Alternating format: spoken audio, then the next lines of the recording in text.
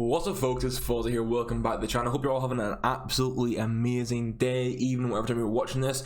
Today, we're going to be taking a look at my new updated best 4-3-3 tactic in the game. It's the 4-3-3-5, so the fifth variant, where you have a defensive midfielder and a centre forward. It is arguably one of, if not the best formation this year, at least from my use and what I've heard from feedback from people and others that have been using the formation from early on. It's a very strong formation. The use of the centre forward gets the wingers involved a lot more, so I'm really excited to show you guys some updated tactics from what we had posted 3 weeks ago.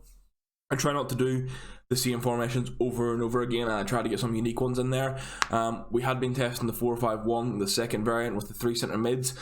This week it started really well. We went 8-2 in playoffs, so I was like, okay.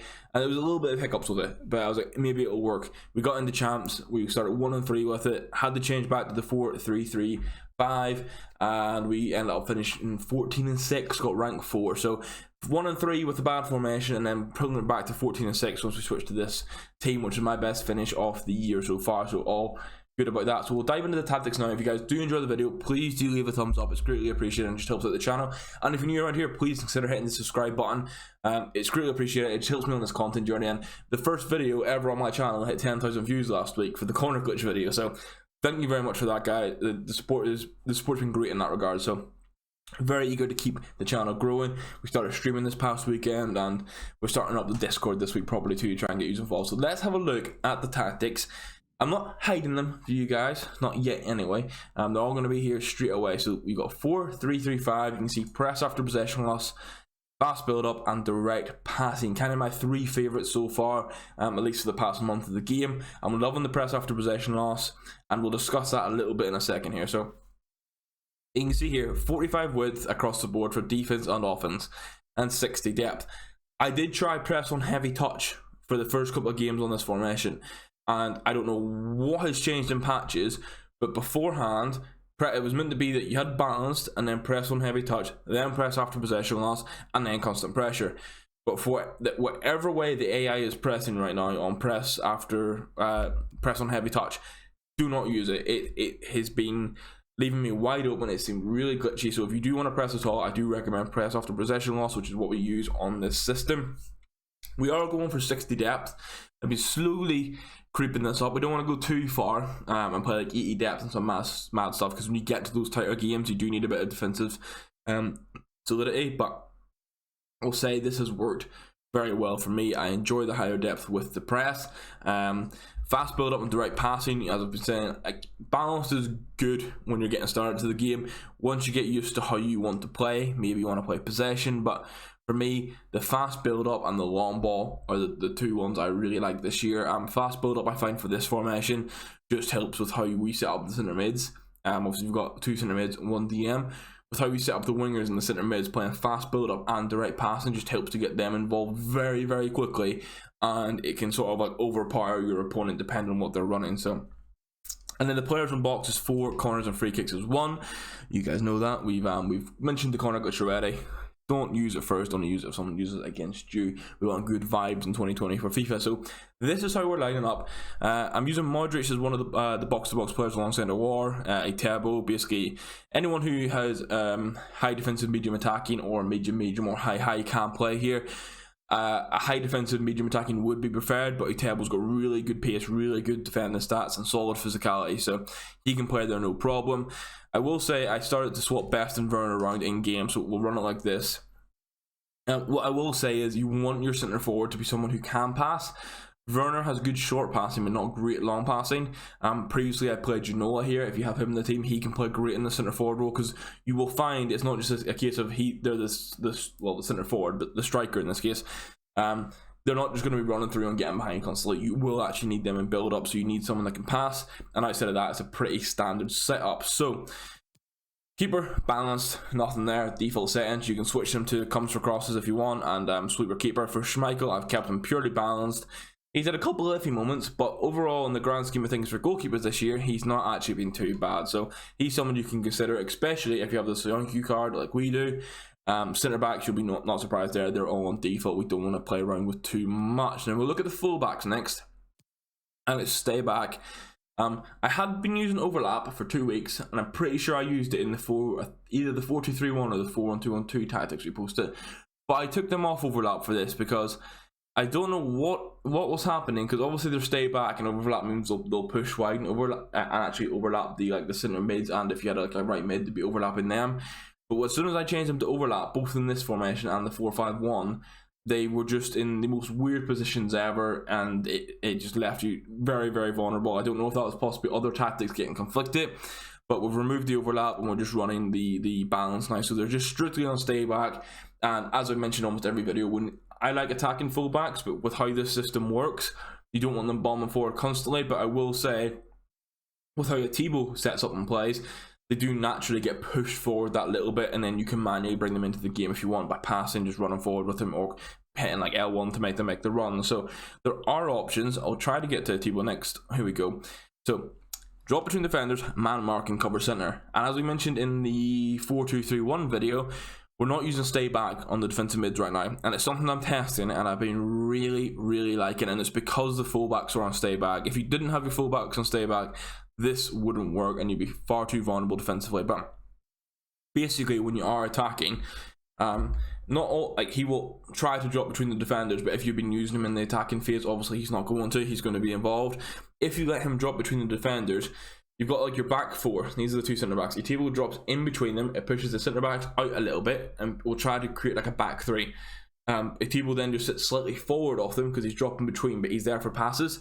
So if you want to recycle the ball, if they have like a breakaway or anything, normally, like I say, 90% of the time, the positioning is perfect. But you basically have three players. Table's a little bit further up, and you can then drag him out to make the tackle if you want to try to. And then you've still got Koza and Sionchu, your two centre backs, sat in behind. And then the full backs, while they're on stay back, they go out a little bit and up a little bit. So obviously you've got a fair gap, but 60 depth helps the gap too. But you've got a bit of a gap between your full backs and your wingers. So then having your table drop in when you're attacking, push the full backs up. It means if you do have the ball with your winger and your centre mids are trying to get into the box, the full backs are there for the pass, and you can then like recycle the ball. You can then pass to the full back, get them involved. It gives you a lot of attacking options, which is why I've loved this formation this year. We'll look at Modric next, and basically your two centre mids are vital in this formation, I must say. Like, they get the ball a lot. You want realistically for this right centre mid spot a high, a high medium, or a medium like Modric. I would prefer high, so I'll look at the Road to the Knockout Vidal card. When I used him here a few weeks back, he was absolutely exceptional. He was like bang on perfect for the position. But obviously we've packed Modric untradeable, so he's being used. They'll get forward and on stay on the edge of box for cross. This is essentially, with the front three and the centre forward, you want to have that attacking support, but you don't want everyone flooding into the edge of the box. Plus, typically these players that are like the box-to-box highs, they will tend to have good long shots. Modric has those. He's banged a few goals in for me. So if you have someone like Modric, Vidal, I'm trying to think of anyone else. Even like if you have that Kevin De Bruyne promo card, he can play here well. It's players like that you want. Hussein Aouar can also play here well. And what to note when we flick over to Aouar, but Aouar can also play the right centre mid with how we set them up. And the left centre mid is someone that you can kind of have a cam play here. I have used Fekir here, and he's played well. If you are using a cam, even Orsolini, I know he's not a hugely well popular and used card, but he is a good card. He's a cam with good physicality, but not the best defending. They can actually play this role well, because basically they'll get forward and they'll get into the box for cross. They're essentially a cam with how they're playing in game, but they do drop back into the position defensively, which is why then the build up is so good with this team and this formation. So in regards to personnel, that's just worth keeping in mind. And then finally, for the attacking side of things, the centre forward is going to be on stay forward and stay central. You want them to really... Anchor is not the right word to use, but like they're the anchor for the attack, if that makes sense. You're going to use them a lot to build off, because you're going to be doing 1-2 with them between the wingers, the centre mids. You're going to be getting involved. They'll then make runs into the box after. Because essentially, there is another variant of this, and I think it's the second one, or it might be the normal. There's another variant of this where you have a striker rather than a centre forward.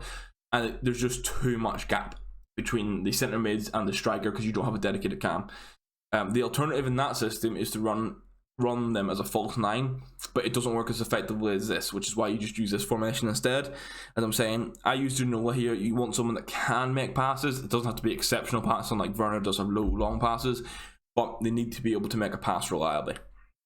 And finally, the wingers, cut inside, get in behind, and get into the box for cross. It's the same for both of them. Again, with the other variation in this formation where you have the striker, your wingers don't get involved that much. They're kind of just like outlets to run to the byline, and yes, you can run to the byline, do a dinky pass across and score very easily this year. But if you want to play a bit more dynamic FIFA and have more options, this formation just gets him involved a lot. They will get into a lot of scoring opportunities. So this is the case where whenever I was using Ginola, obviously you can use an engine or a hunter. A lot of people like the engine for the balance boost, but for me, I wanted to keep the hunter on him because they're going to get into shooting opportunities a lot. Like George Best and Vinny in these situations get through on goal a hell of a lot for me. So I think previously we had used them on stay forward. I've taken them off that just to help the build up. Obviously when they stay forward, even though you're using direct passing, it kind of means they're all hogging the line. Like it'll be defense and then your forwards are just sat there ready for the ball.